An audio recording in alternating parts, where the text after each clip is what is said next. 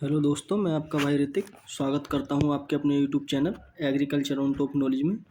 तो साथियों, आज का जो हमारा टॉपिक होने वाला है वो एग्रोनॉमी से होने वाला है। किससे होने वाला है? एग्रोनॉमी से होने वाला है। ठीक है, तो हम इसके अंदर क्या करने वाले हैं? गेहूं की खेती यानी बीट की क्या है? कल्टीवेशन। ओके, ये क्लास उनके लिए बहुत ही हेल्पफुल होने वाली है जो यूपी बोर्ड का एग्ज़ाम दे रहे हैं। ओके, जो यूपी बोर्ड का एग्ज़ाम दे रहे हैं, जो 11वीं क्लास में हैं, एग्रीकल्चर से 11वीं क्लास कर रहे हैं। तो उसमें क्या है, गेहूं की वो खेती है, उससे क्या क्वेश्चन पूछे जाते हैं। अगर आपसे क्या कल्टीवेशन के बारे में पूछे कि गेहूं की खेती का विस्तार से वर्णन कीजिए, तो आप क्या इस तरीके से लिख सकते हैं जैसे ये पीडीएफ में है। ओके, अगर आपको ये पीडीएफ चाहिए तो ये मेरा व्हाट्सअप नंबर है, आप इस पर मैसेज कर सकते हैं, या मेरा टेलीग्राम क्या है ज्वाइन कर सकते हैं। वहाँ को ये आपकी जो पीडीएफ है फ्री ऑफ कॉस्ट बिल्कुल मिल जाएगी। पर दोस्तों, आप हमारे चैनल को अपने दोस्तों तक भी ज़्यादा से ज़्यादा शेयर करें जिससे वो भी क्या लाभ ले सकें। और एक बात और बता दूं, ये वीडियो बहुत ही हेल्पफुल है। अगर आप बीएससी एग्रीकल्चर या कोई भी कोर्स बीटेक एग्रीकल्चर में इंटरेस्ट रखते हैं, गवर्नमेंट यूनिवर्सिटी से करना चाहते हैं, तो आपके जो इंट्रेंस एग्ज़ाम होगा उसके पर्पज़ से भी बहुत हेल्पफुल है। जैसे कि इंट्रेंस एग्ज़ाम के नाम बता दूं, उत्तर प्रदेश के लिए बता दूं 4-5 यूनिवर्सिटी हैं। तो यूपी कैटेट होता है, राजस्थान के लिए जेईट होता है, जो मध्य प्रदेश है उसके लिए एमपी पीएटी होता है। ओके, तो इसी प्रकार के अलग अलग जो स्टेट हैं वो अपना अपना इंट्रेंस एग्ज़ाम कराती हैं। तो ये कॉमन क्या है, मेजर क्रॉप है हर एग्ज़ाम की। तो इससे क्या है, एक नए क्वेश्चन क्या पूछा जाता है। इसलिए आप हमारी इस वीडियो को शुरू से लेकर आखिर तक देखें। ओके, तो चलते हैं, गैर टाइम वेस्ट करें। तो सबसे पहले देख लेते हैं कि गेहूं को हम किस नाम से जानते हैं। अनाज, जो अनाजों का राजा है, गेहूं किस नाम से जाना था? अनाजों का राजा। आपसे पूछ सकता है कि अनाजों का जो राजा किसे कहा जाता है, तो गेहूं को कहा जाता है। ओके, बात कर लेते हैं इसके बोटनिकल नेम की, यानी कि वैज्ञानिक नाम इसका क्या होगा? Botanical name. ओके, तो ट्रिटिकम एस्टिवम क्या होगा? ट्रिटिकम एस्टिवम होगा।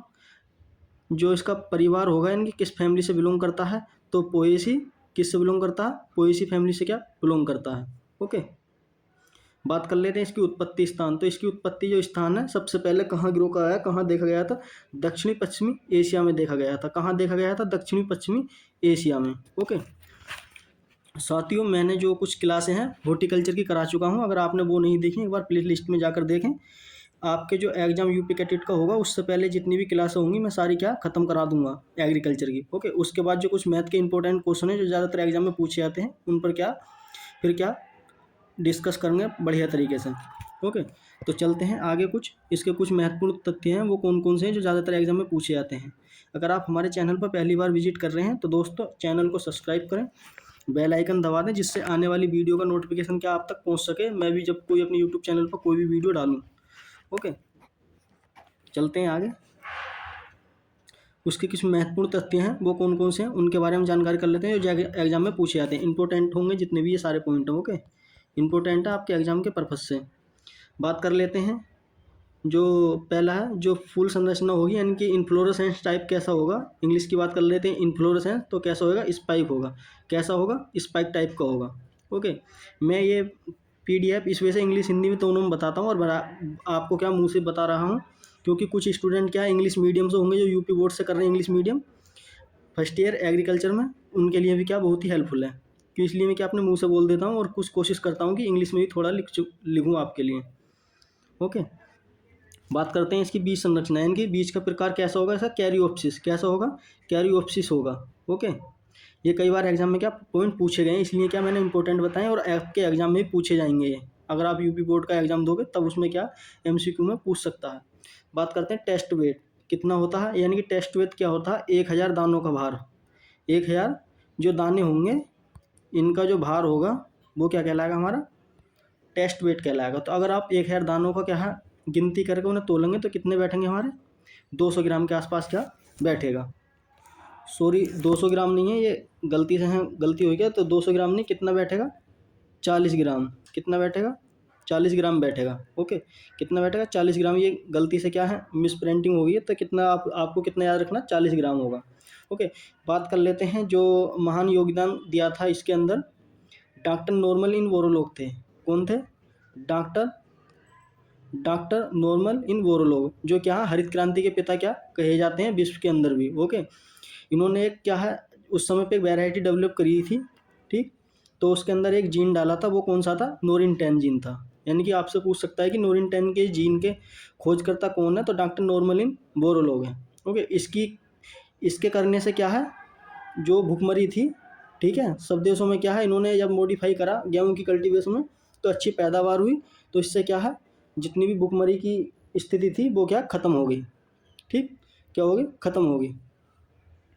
ये भी क्या है ना, हरित क्रांति का तभी से क्या लाई गई। आगे चलते हैं, इसकी जलवायु के ऊपर बात कर लेते हैं, जलवायु या तापमान के ऊपर। तो दोस्तों इसकी जलवायु और तापमान क्या अलग अलग है।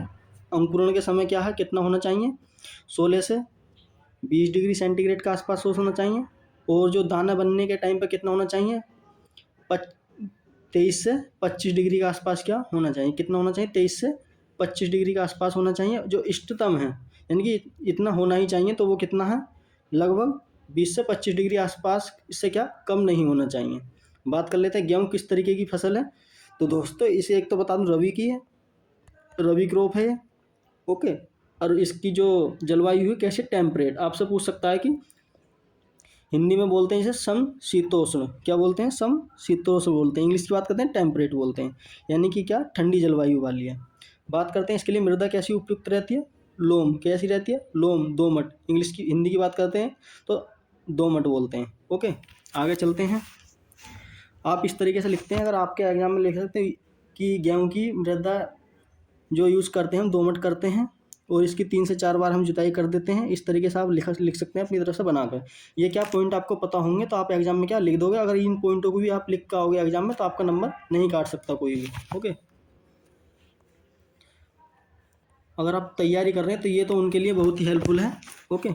बात कर लेते हैं क्षेत्रफल, क्षेत्रफल और उत्पादकता, यानी कि इसका कहाँ कहाँ क्षेत्रफल है और कहाँ ज़्यादा इसके उत्पादकता होता है। तो सबसे ज़्यादा अधिक जो उत्पादन होता है अपने यूपी में होता है, उत्तर प्रदेश के अंदर, और मध्य प्रदेश क्या दूसरे नंबर पे है। उत्पादकता जो ज़्यादा है पंजाब की है, यानी कि कम क्षेत्रफल में सबसे ज़्यादा उत्पादन कहाँ होता है, पंजाब में होता है। उत्पादकता का मतलब होता है कम क्षेत्र में सबसे ज़्यादा उत्पादन करना, तो ये कहाँ होती है, पंजाब में होती है। क्षेत्रफल एवं उत्पादन में कौन सा स्थान है, दूसरा स्थान है। कौन सा है, दूसरा स्थान है इसका गेहूँ का, ओके। तो दोस्तों मैं आपको बता दूं गेहूँ क्या है, क्लासीफाई करा गया है कितने टाइप का होता है। तो दोस्तों ये 3 टाइप का होता है, द्विगुणित, चतुर्गुणित और षष्ठगुणित। यानी कि जो द्विगुणित होगा आपसे डिप्लॉइड, जिसे इंग्लिश में बोलते हैं डिप्लॉइड, तो इसके 2 होंगे, कितने होंगे, 14 होंगे। और जो द्विगुणित चतुर्गुणित होगा उसके कितने होंगे, 28 होंगे। क्योंकि ये कई बार क्या एग्जाम में पूछा गया इस तरीके से क्वेश्चन, तो इस वजह से मैंने क्या आपको बताने की कोशिश करी है कि गेहूँ को कितनी क्लासिफिकेशन बांटा गया है, 3 में बांटा गया है, द्विगुणित, चतुर्गुणित और षष्ठगुणित। तो बात कर लेते हैं, जो षष्ठगुणित होगा यानी कि हेक्साप्लॉइड होगा, वो उसके क्रोमोसोम कितने होंगे, 42 होंगे। ज़्यादातर क्या है आपने बुक में भी देखा होगा, तो क्रोमोसोम आपको नंबर कितने मिलेंगे, 42 मिलेंगे। तो आपसे एग्जाम में पूछ सकता है कि 42 क्रोमोसोम नंबर मतलब किस प्रकार का है, 2Na, तो आपको हेक्साप्लॉइड क्या है देख लेना, ये भी क्या पता होना चाहिए, षष्ठगुणित होता है गेहूँ, ओके। आगे चलते हैं, कुछ चतुर्गुणित है उस पर थोड़ी सी चर्चा कर लेते हैं, किस प्रकार का गेहूँ है, कहाँ कहाँ यूज करा जाता है। तो फर्स्ट ए है, तो 2Na जैसे मैंने आपको बता दी 28 होते हैं इसके। तो इसका जो इसे क्या मार्कोनी गेहूँ या ट्रिटिकम डूरम के नाम से जाना जाता है, और इसकी क्या सूजी बनाई जाती है, क्या बनाई जाती है, सूजी। जो आप हलवा खाते हैं, सूजी जो किसकी बनी हुई होती है, आपसे पूछ सकता है कि ट्रिटिकम डूरम की क्या है, सूजी बनी हुई होती है, ओके। आपको लगता होगी हम इनके बोटनिकल नेम कैसे याद करें। अगर आप गांव से हैं तो आपके लिए बहुत ही अच्छा है याद करने का। आप कभी भी अपने खेतों की तरफ जाएं तो जो भी चीज़ दिखे तो आप अपने दिमाग में रिलेटेड करें। गेहूँ दिख रहा है तो गेहूँ के आप क्या गेहूँ ना बोलकर तो क्या बोलें, टिटिकम एस्टिबम बोलें, जिससे कि आपको क्या याद रह सके। और उसके बारे में थोड़ा सा अपने दिमाग में बार बार जो मैंने चीज़ पढ़ा रहा हूँ ना दोहराएं, तो आपको क्या इससे अच्छा याद होगा, ओके। मैंने क्या इस तरीके से याद करे थे, मैं इस वजह से आपको क्या बता रहा हूँ। बात करता हूँ आगे, जो इसका प्रमुख क्षेत्र है सबसे ज़्यादा कहाँ होता है, टिटिकम डूरम जो होगा ये वाली कल्टीवेशन कहाँ की जाती है, तो ये जो वैरायटी है स्पीसीज है, मध्य प्रदेश में क्या 21% करी जाती है, और महाराष्ट्र में की जाती है। कहाँ की जाती है, महाराष्ट्र में। एक और है इमर गेहूँ, इसका क्या बनाया जाता है, उपमा बनाया जाता है, क्या उपमा बनाया जाता है, ओके। बात कर लेते हैं वी, यानी कि षष्ठगुणित, यानी कि हेक्साप्लॉइड गेहूँ की। तो इसका ब्रेड बनाए जाते हैं चपाती बनाने में, इसका सबसे ज़्यादा क्या हम कल्टीवेशन भी करते हैं। भारत के अंदर जो 87% यानी कि 87% जो होगा क्षेत्रफल इसके ही क्या उगाया जाता है। यानी कि ज़्यादातर जो खेती की जाती है षष्ठगुणित यानी कि हेक्साप्लोइड जो गेहूँ है उसकी की जाती है, जिसकी हम क्या रोटी खाते हैं और ब्रेड क्या खाते हैं। ओके, आपसे पूछ सकता है कि रोटी किस कौन से गेहूँ की बनाई जाती है, तो आपको मैं बता दूं ट्रिटिकम एस्टिबम जो गेहूँ है उसकी बनाई जाती है। ओके, यानी कि हेक्साप्लोइड जो गेहूँ है उसकी बनाई जाती है। आपसे पूछ सकता है कि जो भारत में है जो हेक्साप्लोइड गेहूँ है यानी कि ट्रिटिकम एस्टिबम वो कितने क्षेत्रफल पर उगाया जा रहा है, तो 87%। कितने? 87% पर। ओके, मैंने कुछ नोट करके लिख रखा है। ये नोट लिख रखा है कि जो 1963 में हरित क्रांति के दौरान भारत में बोनी गेहूँ का लाया गया था। यानी कि जब हरित क्रांति स्टार्ट हुई थी, हरित क्रांति कब हुई थी हमारी? 1966 से लेकर 67 के बीच तक क्या चली थी। तो उस समय क्या हमारा 1963 था, उस समय क्या है जो बोनी गेहूँ है वो लाया गया था भारत। ओके, बात कर लेते हैं बोनी किस्में कौन कौन सी हैं, उन पर बात करते हैं। इंपॉर्टेंट है, जितनी वैरायटी मैं बताऊंगा ये सारी इंपॉर्टेंट है। आपको क्या दो चार जितनी भी मैंने रेड कर रखी हैं ये आपको क्या पता होनी चाहिए अच्छी तरह से। ओके, क्या ये पता होनी चाहिए आपको अच्छी तरह से। बोनी किस्म की बात कर लेते हैं, तो कौन कौन सी हमारी? सोनेरा है, 63 है, 64 है, लरमा रोजा है और HD 2329 है। HD इंपॉर्टेंट है, ये आपको क्या पता होना चाहिए। आपसे पूछ सकते हैं HD 2329 जो गेहूँ है वो कैसी किस्म है, तो बोनी किस्म यानी कि ड्वार्फ किस्म है। ठीक है, कैसी है? ड्वार्फ किस्म है। और देख लेते हैं जो जीन के आधार पर मैं बात कर लेता हूँ प्रमुख किस्में। एक जीन वाली किस्में कौन कौन सी है, आपको एग्जाम में क्या सीधे नहीं पूछेगा। आप जो है जितनी भी ये वैरायटी है आप बोर्ड में तो लिख सकते हैं, आपको एग्जाम में क्या वहाँ के पूछेगा कि एक जीन वाली वैरायटी गेहूँ की कौन सी है। अगर आपने वो नहीं, अगर आप खाली वैरायटी याद करके गए होगे तो आप उस क्वेश्चन को क्या गलत कर दोगे। तो इसलिए क्या मैं आप क्वेश्चन गलत ना करें उसी तरीके से क्या आपको बताने की कोशिश करता हूँ। एक जिन वाली किस्में हैं, सोनालिका है। सोनालिका जो वैरायटी है वो उसी समय पर आई थी जब हरित क्रांति हुई थी। ओके, तो हाँ जो आपने देखा होगा सोनालिका जो ट्रैक्टर है उस पर क्या बाली छपी हुई होती है, तो वो भी ट्रैक्टर क्या है तभी उस समय पे क्या निकला था। ओके, वो है कौन सी है? गिरजा है और लरमर रोजा 64 है, HD 2285 है और सुजाता है। ठीक, ये कैसी हैं? एक जिन वाली हैं। दो जिन वाली कौन कौन सी हैं उनके ऊपर बात कर लेते हैं। प्रताप है जिसे हम क्या HD 1881 बोलते हैं, सोनारो बोलते हैं जिसे 64 सोनारो, HD 2329, कल्याण सोना, छोटी लरमा और क्या है सरबती सोनारी, अर्जुन को क्या बोलते हैं? HD 2009 बोलते हैं। ठीक है, यानी 2009 के नाम से क्या जाना जाता है। राज के नाम से 1482। और जो जनक क्या है, ये सब कैसी हमारी दो जिन वाली वैरायटी हैं। ओके, कैसी हमारी दो जिन वाली वैरायटी है, आपको क्या है पता होनी चाहिए, इंपॉर्टेंट है ये सारी वैरायटी। ओके, अगर आप लिखने की कोशिश नहीं कर रहे तो मैं क्या है आप एक बार भी मैसेज कर देना, मैं अपनी जो PDF है आपको बिल्कुल फ्री ऑफ कॉस्ट प्राप्त करा दूंगा। पर दोस्तों आप मेरे लिए ज़्यादा से ज़्यादा सपोर्ट करें। ओके, जिससे कि मैं इसी प्रकार की वीडियो आपके लिए टाइम से क्या डालता रहूं, आप भी क्या अच्छी तरह से एग्जाम की अपनी तैयारी कर सकें। ट्रिपल जिन वाली बार की जो बात कर लेते हैं, जो किसमें है हीरा मोती लाल बादशाह ज्योति संगम। हीरा मोती लाल बादशाह एक आप इस तरीके से याद कर लो ट्रिपल जिन वाली, तो हीरा मोती लाल बादशाह ज्योति संगम। ठीक है, इस तरीके से क्या कहानी सी बना लो इसकी, हीरा मोती लाल बादशाह ज्योति संगम। यानी कि ज्योति क्या है? ज्योति है, संगम यानी कि तीन। आप इस तरीके से संगम क्या है? तीन है, तीन गंगा नदी मिलकर क्या संगम बनाती हैं, तो इनकी ट्रिपल जिन वाली हो गई ये। ओके, ज्योति, हीरा मोती, लाल बादशाह। ठीक है, यानी कि ये क्या है ट्रिपल जिन वाली क्या वैरायटी हैं। बात कर लेते हैं डूरम गेहूं की, जो हम ज़्यादातर खाते हैं वो कौन सी? राज 911, जयराम और मेघदूत। ठीक है, क्या है मेघदूत डूरम वाली वैरायटी है। आगे चलते हैं, कुछ अन्य जाति हैं इन पर भी थोड़ी सी चर्चा कर लेते हैं, ये एग्जाम में क्या पूछी जाती हैं, इंपॉर्टेंट है ये भी। जितनी वैरायटी बताऊँ आपको क्या 2 से 4 बार पढ़ोगे तो आपको अच्छी तरह से याद हो जाएंगे। कौन सी है? राज 3765, ये पछैती वैरायटी होती है, इनकी लेट वैरायटी होती है और क्या गिरती नहीं है, ये क्या गिरती नहीं है। ओके, बात करते हैं PW 502, ये कैसी है?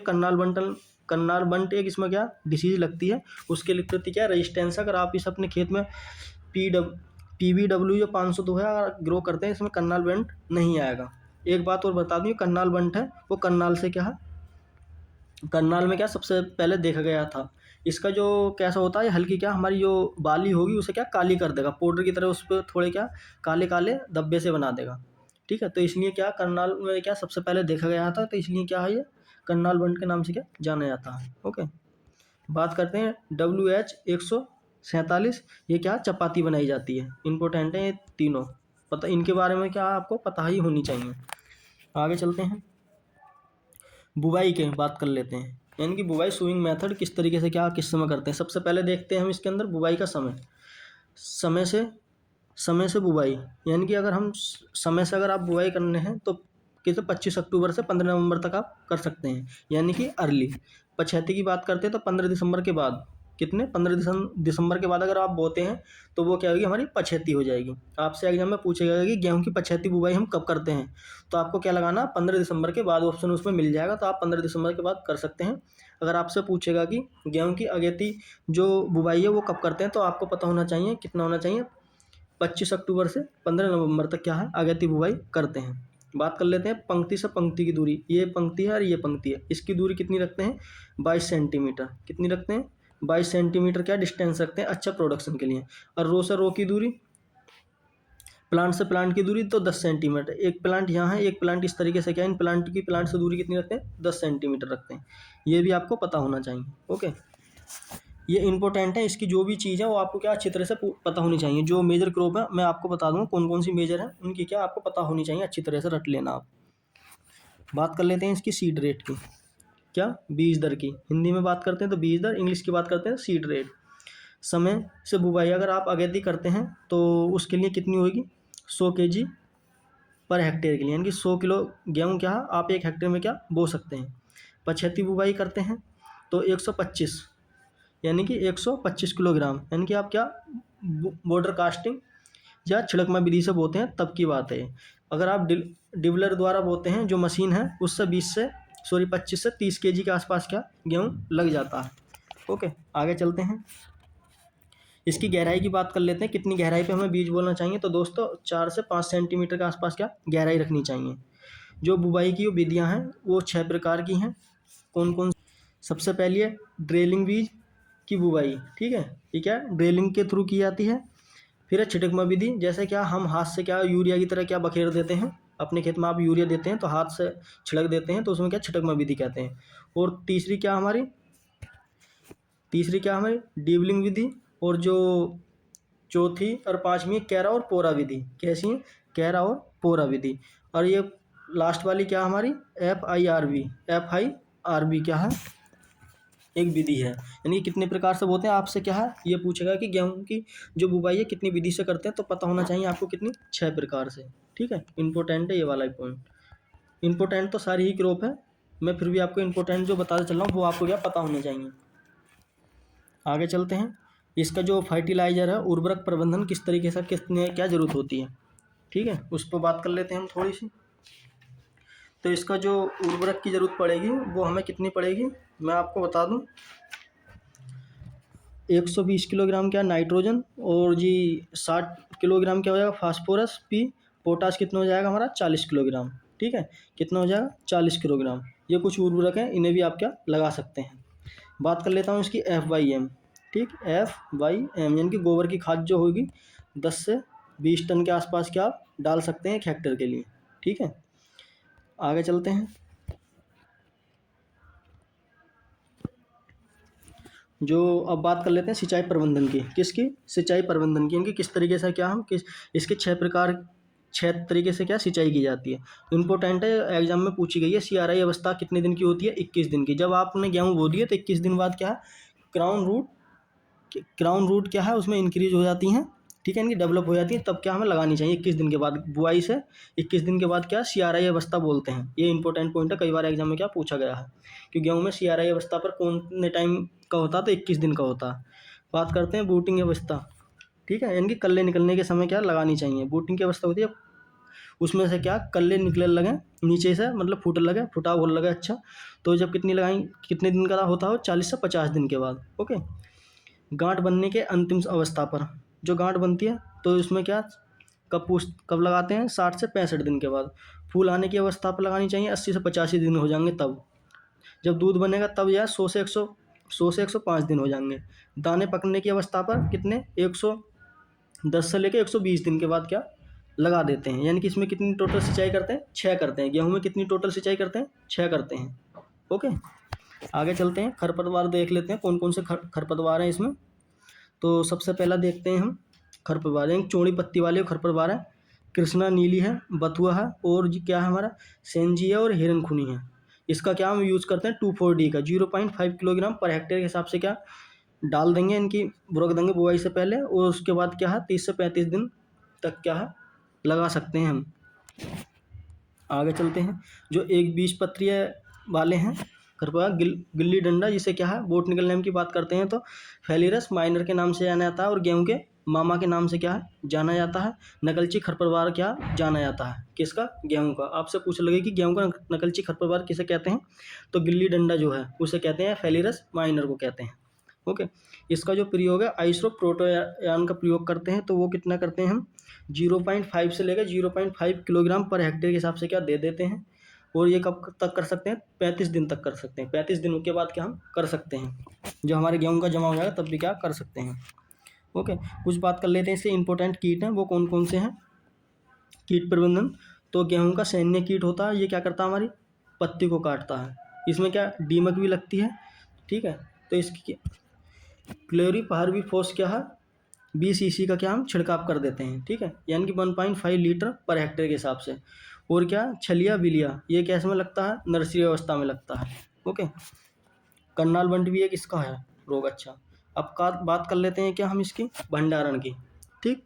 भंडारण की बात करते हैं, तो यानी कि स्टोरेज मैनेजमेंट किस तरीके से हमें क्या करना चाहिए। भंडारण के समय से पहले अनाज को साफ और सूखा लेना चाहिए। अगर आप भंडारण करना जा रहे हैं अपनी किसी भी गोदाम में, तो उसे अच्छी तरह से साफ करना चाहिए और सुखाना चाहिए। जब आप गेहूं की कटाई करते हैं तो उस समय कितने % नमी होनी चाहिए, ये इंपॉर्टेंट है, दोनों पॉइंट एग्जाम में पूछेगा आपसे। तो कितने होनी चाहिए, 20 से 25% क्या नमी होनी चाहिए कटाई के समय। जब आप भंडारण कर रहे हैं तो आपके तब उस समय कितनी नमी चाहिए, 10 से 12% के आसपास क्या होनी चाहिए, ठीक। जो इसका कीट नियंत्रण के लिए क्या आप लगा सकते हैं, एल्युमिनियम फास्फाइड का उपयोग क्या कर सकते हैं भंडारण के समय, जिससे आपको क्या भंडारण के समय जो इंसेक्ट लगने वाले हैं, कीट लगने वाले हैं, वो नहीं लगेंगे। आगे चलते हैं, कुछ और इम्पोर्टेंट बातें हैं उनके ऊपर थोड़ी सी चर्चा कर लेते हैं। जो भारत में बोनी गेहूँ है वो मैक्सिको से आई थी 1963 में। वो कौन सी है, देखो जैसे मैंने आपको बताया था सोनालिका और कल्याणी सोना, ये दोनों क्या बोनी किस्में हैं। ये हरित क्रांति का योगदान डॉक्टर नॉर्मलिन बोरलॉग थे। अरे भारत के MS स्वामीनाथन थे। कौन थे, भारत के MS स्वामीनाथन। इन दोनों ने क्या है साथ मिलकर वर्क करा था हरित क्रांति पर, ठीक है। यानी कि इन्होंने क्या है ये वैरायटी डेवलप करी थी गेहूं की। आगे चलते हैं, तो आई होप, मुझे उम्मीद है कि आपको हमारी वीडियो अच्छी लगी होगी। अगर आपको वीडियो अच्छी लगी हो तो वीडियो को लाइक करें और कमेंट करके बताएं, ठीक है, आपको हमारी वीडियो कैसी लगी। तो दोस्तों इसी प्रकार से क्या है हमारे चैनल पर आपको कंटिन्यू वीडियो मिलती रहेंगी, पर आप हमारे चैनल को अपने दोस्तों तक भी ज़्यादा से ज़्यादा शेयर करें। बस आपका क्या थोड़ी सपोर्ट की ज़रूरत है, ठीक। मैं जब आपके लिए इतनी मेहनत करता हूँ तो आप भी थोड़ी सी यार शेयर करने में तो आपको कोई पैसा नहीं जा रहा, ठीक है। अगर आपके साथ साथ आपके दोस्त का भी सिलेक्शन होता है तो आपको दोनों क्या मौज मस्ती कर सकते हैं रहकर, ठीक। तो दोस्तों मिलते हैं इसी प्रकार की अगली कल्टीवेशन में, तब तक के लिए हमें इजाज़त दें। धन्यवाद, आपका दिन शुभ हो।